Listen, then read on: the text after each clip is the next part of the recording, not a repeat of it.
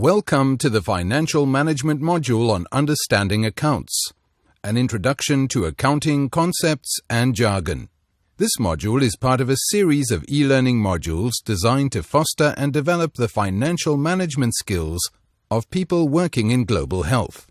Each module will offer an opportunity to learn from experienced managers and to engage in learning activities that are designed to apply the skills and concepts to your own professional setting. This e-learning module was produced by the University of Washington Department of Global Health, based on content from the Financial Management Essentials Handbook developed by Mango. Mango is an award-winning UK charity whose mission is to strengthen the financial management and accountability of non-governmental organizations around the world by providing innovative, high-quality in-person trainings, consultancy and recruitment services. This module provides an overview of the basic content, but not the full experience of attending one of Mango's practical and participatory training courses, where the motto is taking the fear out of finance. A library of Mango's own publications, as well as information about their services and their open training program, can be found at the Mango website. We encourage you to visit this resource of information on financial management and accountability. When you have completed this lesson, you'll be able to explain why it is important for an organization to keep accounts. You will be able to describe the different methods used to keep track of financial transactions, and you will understand which accounting records your organization should keep. You will be able to define key financial accounting concepts and terminology. Finally, you will be able to describe the financial statements which are prepared from the accounts. Accounts are records. Keeping accounts means devising appropriate methods for storing financial information so that the organization can show how it has spent its money and where the funds came from. Why is it important to keep accounts? Good financial records are the basis for sound financial management of your organization. Well-documented accounts help an organization by providing information and credibility. Accounts frequently satisfy a legal requirement and provide the information necessary for effective planning. All organizations need to keep records of their financial transactions so that they can access information about their financial position, including a summary of income and expenditure and how these are allocated under various categories, the outcome of all operations, surplus or deficit, net income or net expenditure, and assets and liabilities, what the organization owns and owes to others. Accurate accounts demonstrate that an organization is scrupulous in their handling of money. Keeping accurate financial records promotes integrity, accountability, and transparency, and avoids suspicion of dishonesty. There is often a statutory obligation to keep and publish accounts. Donor agencies sometimes require audited accounts as a condition of grant aid. Although financial accounting information is historical, it will help managers to plan for the future and understand more about the operations of the organization. With information spanning 2 or 3 years, it is possible to detect trends. Records can be kept in a manual format, as in hardback books of accounts, or in a computerized format with one of the many accounting programs available. Regardless of whether you keep accounts on a computer or with pen and paper, you will need to choose which of the two methods you will use to keep accounts: cash accounting or accruals accounting. They differ in a number of ways, but the crucial difference is in how they deal with the timing of the two types of financial transactions, cash and credit. Cash transactions have no time delay, since the trading and exchange of monies takes place simultaneously. Credit transactions are different in that they involve a time lag between the contract and payment of money for the goods or services. You will soon see how the method we choose to record transactions either cash accounting or accruals accounting, will produce different financial information. It is important that managers know the method of keeping accounts to better understand financial reports. Let's look a little more closely at the method of cash accounting so you can see how it works, what information it provides, and what it may not provide. Cash accounting is the simplest way to keep accounting records and does not require advanced bookkeeping skills to maintain. When using a cash accounting system, payment transactions are recorded in a bank or cash book as and when they are made, and incoming transactions are recorded as and when they are received. The system takes no account of time lags and any bills which might be outstanding. The system does not automatically maintain a record of any money owed by or to the organization. The system also cannot record non-cash transactions, such as a donation in kind or depreciation. The records produce a receipts and payments account for a given period. This simply shows the movement of cash in and out of the organization and the cash balances at any given time. Accruals accounting is more advanced and requires accounting skills to maintain. Expenses are recorded in the general ledger as they are incurred, rather than when the bill is actually paid. And income is recognized as it is earned, for example, when an invoice is issued, rather than when received. By recognizing financial obligations when they occur, not when they are paid or received, this overcomes the problem of time lags, giving a truer picture of the financial position. The system can deal with all types of transactions and adjustments. The system automatically builds in up-to-date information on assets and liabilities.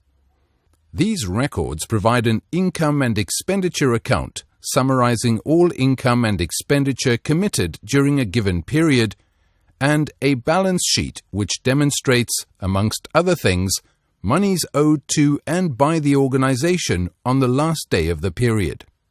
Accruals accounting involves double-entry bookkeeping, which refers to the dual aspects of recording financial transactions. Double-entry bookkeeping recognizes that there are always two parties involved, the giver and the receiver. The dual aspects are referred to as debits and credits. Outgoing payments or expenditures are debits. Incoming transactions are credits. In summary, cash accounting is single entry, handles all transactions as cash transactions, results in a record of receipts and payments, is recorded in a bank or cash book, requires only basic bookkeeping skills, cannot account for non-cash transactions, does not account for assets and liabilities, and produces a receipt and payment report. Accruals accounting uses a double-entry bookkeeping system accounting for debits and credits, handles cash and credit transactions, results in a record of income and expenditures, is recorded in a general or nominal ledger, requires advanced bookkeeping skills, can account for non-cash transactions, accounts for assets and liabilities, and produces an income and expenditure report with a balance sheet. Before, we said that there are two methods to keep accounts. In fact, we can add another approach. Many organizations adopt a hybrid approach. They use the cash accounting basis during the year and then convert, often with the help of the auditor, the summarized figures at the year end, or more frequently, to an accruals basis for the final accounts and audit. This includes keeping separate books to record and identify accruals and prepayments, and unspent grants and capital purchases during the accounting period. Now that we have a better understanding of why account records are important, and we know the different methods for keeping track of transactions, cash, accrual, and hybrid, let's delve into how you can keep good accounts. Every organization needs to keep accounting records but which accounting records are right for your organization. For a small organization with few financial transactions, a simple bookkeeping system is all that is needed. As an organization grows and takes on a number of projects and different sources of funding, its reporting requirements, and therefore its financial systems, will become more sophisticated. First, we will consider the implementation of a basic cash accounting system, before looking at a full bookkeeping system necessary to implement an accruals accounting system. Every system, regardless of sophistication, will require the handling of two main categories of records: supporting documentation and books of accounts. Accounting records fall into two main categories: supporting documents and books of accounts. Every organization should keep files of the following original documents to support every transaction taking place: receipts or vouchers for money received, receipts or vouchers for money paid out, invoices certified and stamped as paid, bank paying in vouchers stamped and dated when money is taken to the bank, bank statements, journal vouchers for one-off adjustments and non-cash transactions. With these documents on file, it will always be possible to construct a set of accounts. Other useful supporting documents include payment vouchers, PVs, local purchase orders, LPOs, and goods received notes, GRNs. The minimum requirements for books of accounts are bank or cash book for each bank account and a petty cash book. For organizations with salaried staff, valuable equipment, and significant levels of stock, the following records, where relevant, may also be kept as part of a full bookkeeping system: general nominal ledger, a journal or day book, a wages book, an assets register, and a stock control book. It is important to maintain supporting documents in the form of receipts or vouchers for all financial transactions. These should be cross-referenced to the books of accounts and filed in date or numerical order.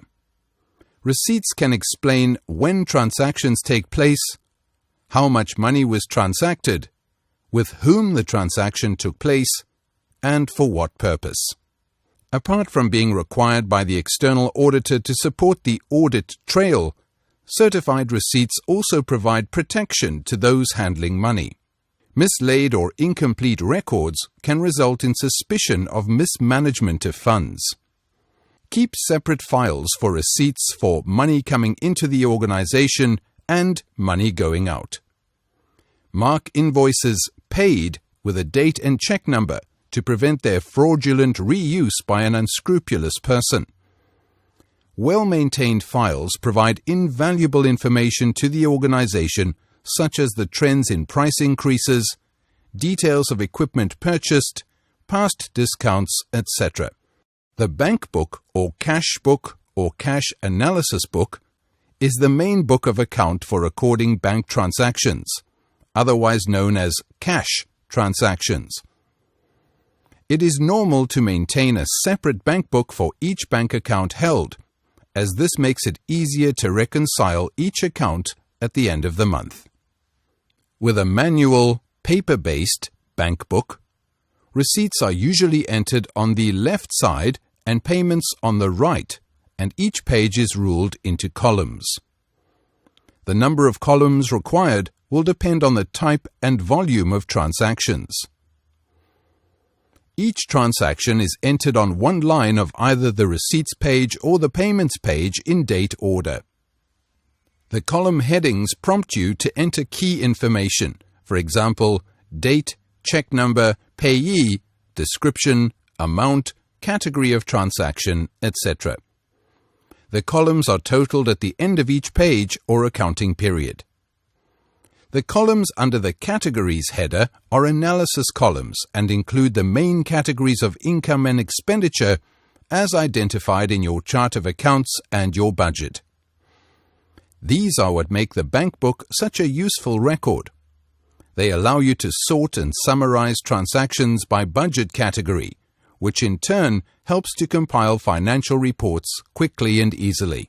The bank book should be checked with the bank's records, the bank statement, at least once a month. This is called the bank reconciliation. The purpose of this process is to make sure that the organization's own records agree with the bank's records, and to pick up any errors made by the bank or the organization. A bank reconciliation involves taking the closing bank statement balance for a particular date and comparing it to the closing bank book balance for the same date. If there is a difference between these two closing balance figures, the difference must then be explained.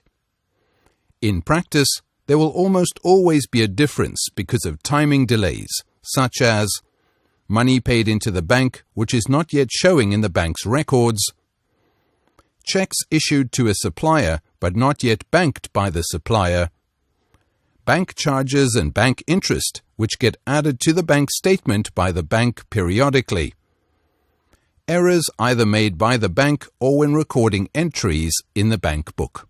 This table summarizes the reconciliation process and actions to take when discrepancies are discovered.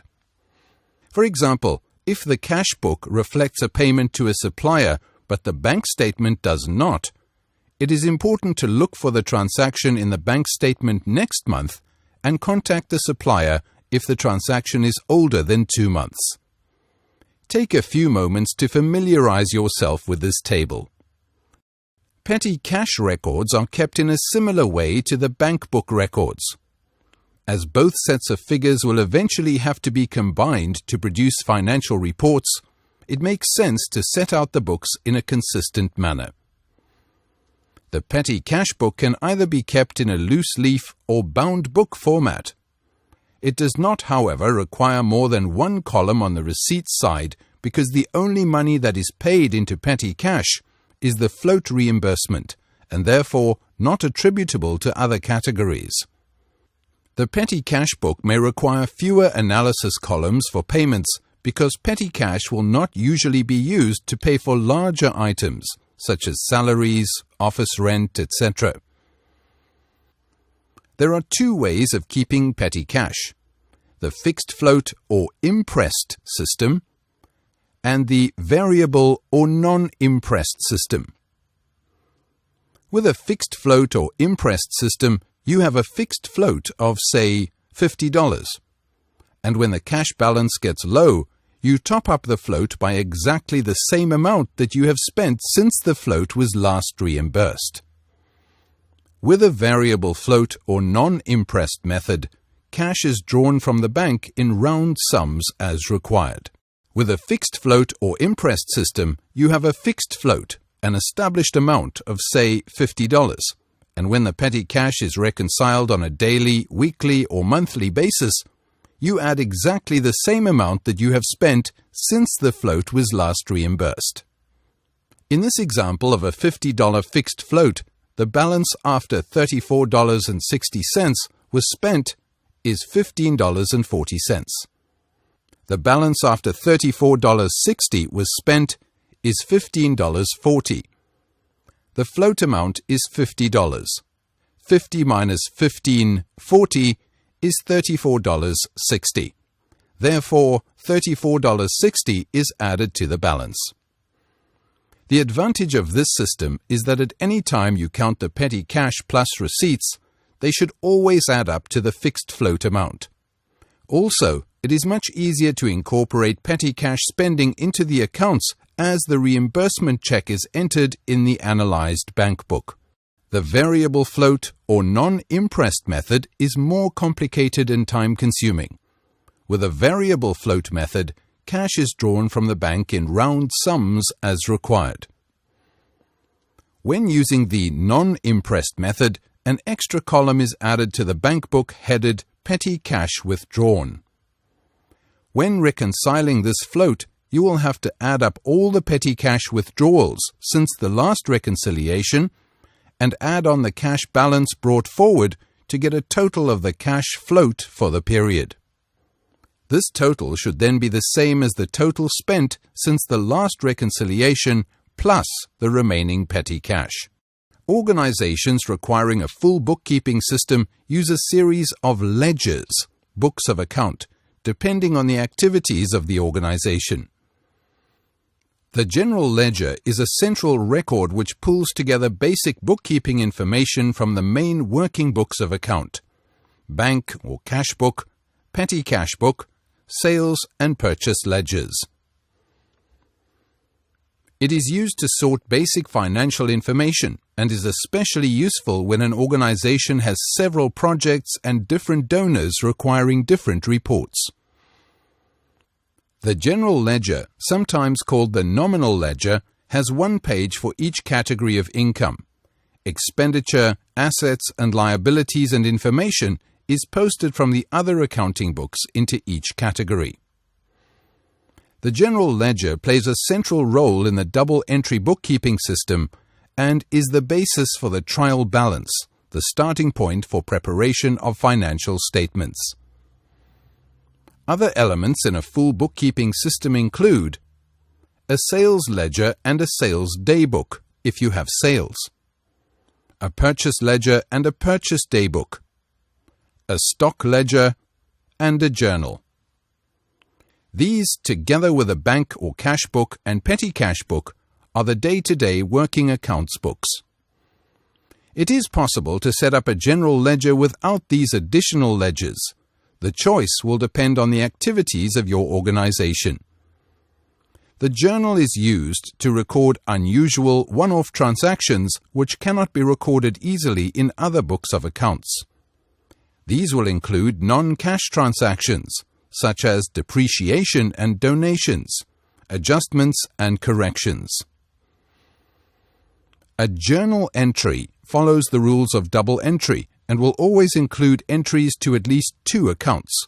For example, a donation in kind in the form of rent-free office space would be recorded as income under donations and expenditure under office rent. Employers have a statutory duty to maintain records of all wages paid and deductions made, and failure to do so could result in a heavy fine. Be sure to familiarize yourselves with the arrangements of your own Department of Taxes and get hold of the latest tax deduction tables. Larger organizations should also keep a separate wages book, which brings together all information on staff salaries and deductions. This helps facilitate the year-end reconciliation or available as add-ons to accounting software packages. The trial balance is simply an arithmetic check on the accounts maintained using the double-entry method of accounting. It is also the basis for the preparation of accruals-based financial statements. At the end of an accounting period, usually monthly, all the accounts categories having a balance in the general ledger are listed on a summary sheet to form a trial balance. Providing no errors have crept in during the recording and summarizing stages, the total of debit balances on the list will equal the total of the credit balances. Now let's talk about how it all fits together. This diagram shows how the trial balance is the final stage of the accounting process, the result of recording, classifying, and summarizing the many different transactions that take place in an organization. Take a few moments to familiarize yourself with this process. Financial statements are a product of the financial accounting process. They are a summary of all the transactions for a specified period that show the financial position of an organization. Financial statements can cover any period of time, for example, a month, a quarter, or 1 year. The annual financial statements are used as the basis for an annual external audit. The simplest of all financial statements is the Receipts and Payments Report. This is a summary of the cash book and includes details of cash balances at the start and end of a reporting period. The other two main reports relevant to organizations are the Income and Expenditure Report and the Balance Sheet. To download an example of the Receipts and Payment Report, an income and expenditure report, and a balance sheet, click the attachments link above. When you are ready, click the Forward button to continue.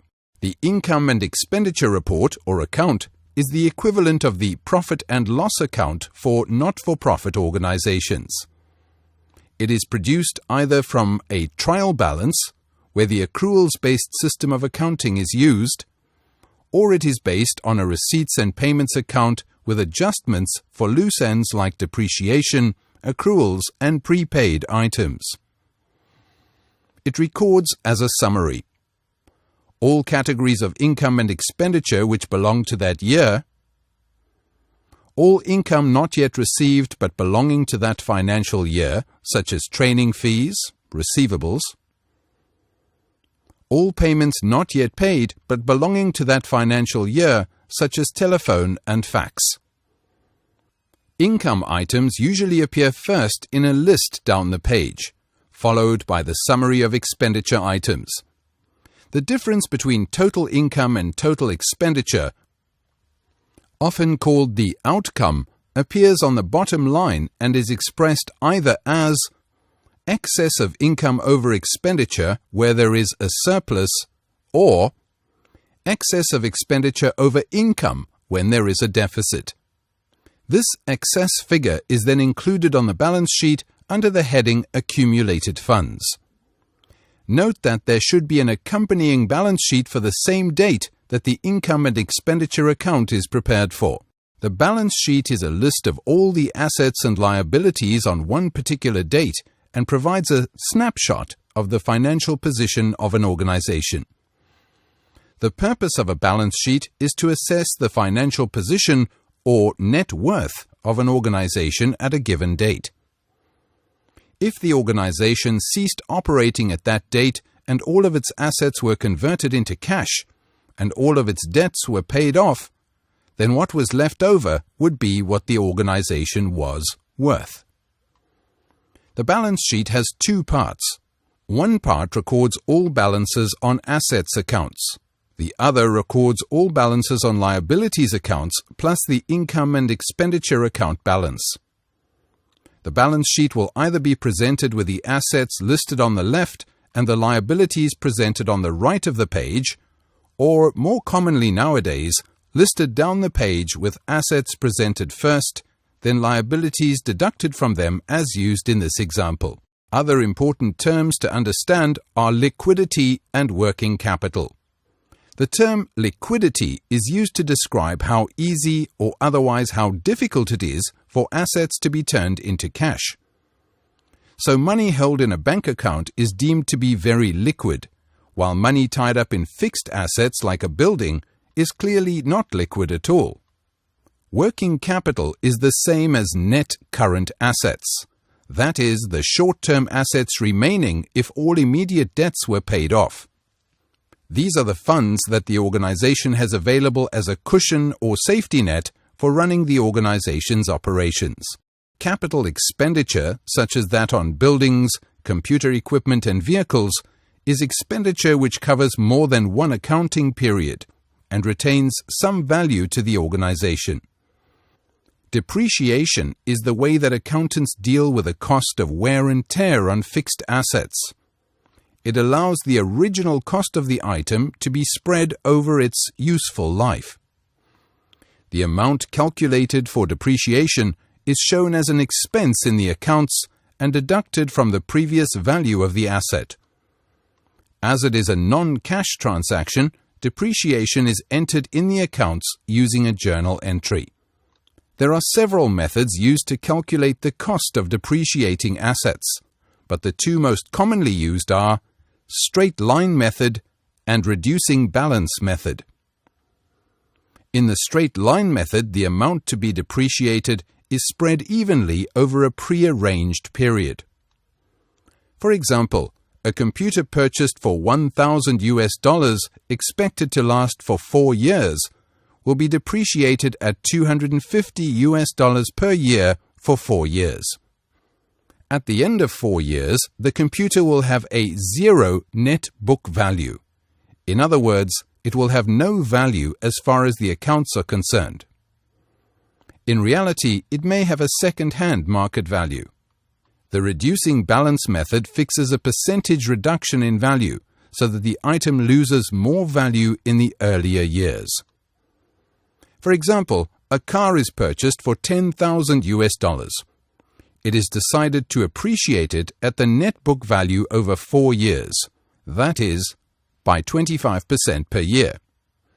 This table shows how the equipment is depreciated over its useful life. Figures are rounded to the nearest dollar. Note that when using this method, the asset is never completely written off. At the end of the 4th year, it will still have a residual value.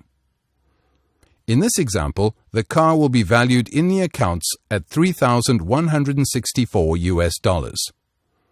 This recognizes that the item may have a resale value when it comes to replacing it. Some costs cover more than one project or activity. In this case, it is important to identify which activities the costs should be charged to. There are 2 types of shared costs: those that are truly direct costs and belong to 2 or more projects, those that are truly indirect costs that must be shared across all projects in the organization. For truly direct project costs, for example, the cost of using a shared vehicle for project activities, these must be allocated according to actual use of the relevant project cost center. It is best to make the allocation when the transaction is entered into the accounting records. For truly indirect costs, for example, central support costs such as the central office running costs or the annual audit fee, these must be apportioned in a fair and justifiable way across all cost centers. Central support costs are often shared between cost centers in a prearranged ratio. This is commonly entered in the accounting records or at the end of the reporting period by making one adjustment entry. The decision on how to apportion costs between cost centers can be based on different criteria according to what is known as the cost driver. For example, full-time equivalent FTE staff, number of cost centers, size of each project budget, project staff costs, and amount of space used by a department. There is no hard and fast rule for apportioning central support costs to projects. It should, however, be logical, transparent, and consistently applied. To recap what we covered in today's lesson, you should now have a better understanding and awareness of why it is important for an organization to keep accounts. You should be able to describe the different methods used to keep track of financial transactions and understand which accounting records to keep.